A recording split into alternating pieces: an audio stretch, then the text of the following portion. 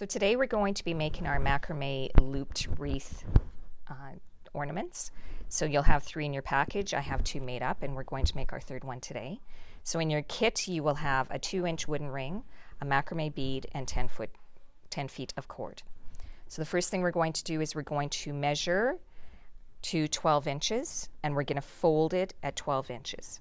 So the one end is going to be considerably longer than the other. So I have my loop and we're going to make a lark's head knot.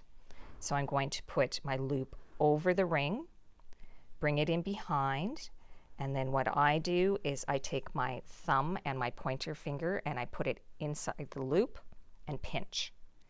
And then I take my other thumb and I pinch it here. The reason you do that is so that the fold stays where it should be and I'm not making it like 14 inches instead of the 12. And then I let go and I pull. And a lark's head will have that loop in the front. Okay, so I have now our short piece and a very long piece. So we're going to be using, I have my lark's head. I'm going to put my pinky behind both of these cords. I'm going to take the end of my long cord and I'm going to go over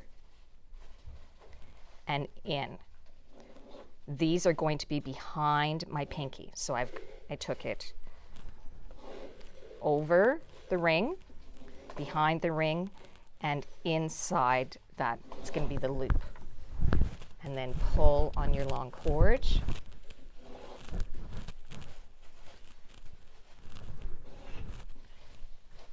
And it's going to be around your pinky. Then I'm going to take the end of my cord again, and this time I'm going to go under it, bring it through, and go out.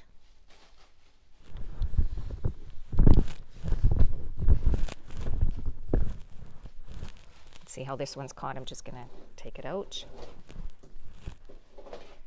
Take my finger out, and there I have a loop. And so your pinky is the guide for your loop? Yes. Okay. So now I'm going to take my pinky out and I'm going to put it on again. So my pinky is going to go under the cord and I'm going to grab the end of my cord. And it's cumbersome at the beginning because the cord is so long, but it gets better. So I'm going to go over and bring it in. So it's on the, here's my long cord, it's on the inside of that cord. And my pinky is going to remain on the top. So it's going behind my pinky, and I'm pulling, and I get my loop. And then I'm going to take my end again, and I'm going to go under. So I'm going on the inside of the ring, through, and out. So now I'm pulling on the outside. So to make it, I'll finish this up first. Pull it tight and then push it over. So to make it, you have your finger underneath. You're going to go over and in, and then I'm going to come and go under and out. So remember, over, in, under, out for each loop. So I'll make one more here so you can see.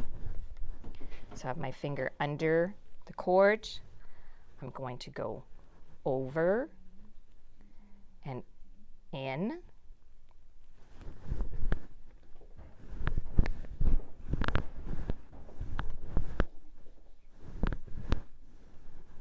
Just remember your finger is going to stay on top. And then under and out.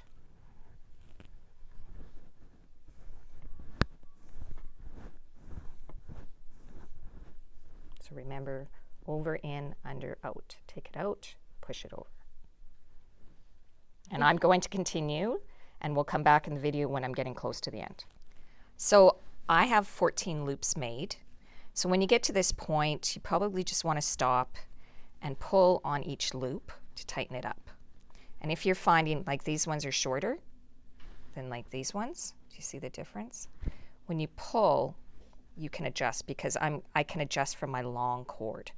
It's going to make it more even. But I still have some space in here, so I want to tighten it up. So I'm going to push it tighter. Here's my beginning. This is where I'm continuing. So again, I'm going to go over and in, pull it tight, under and out. And you're probably finding at this point it's easier to work with because your cord is shorter. So it's getting pretty tight. On these ones, I have 16 loops on each of these. So here I have 1, 2, 3, 4, 5, 6, 7, 8, 9, 10, 11, 12, 13, 14, 15. I'm just going to pull this one so it's a little bit more even. So this is going to be my last loop.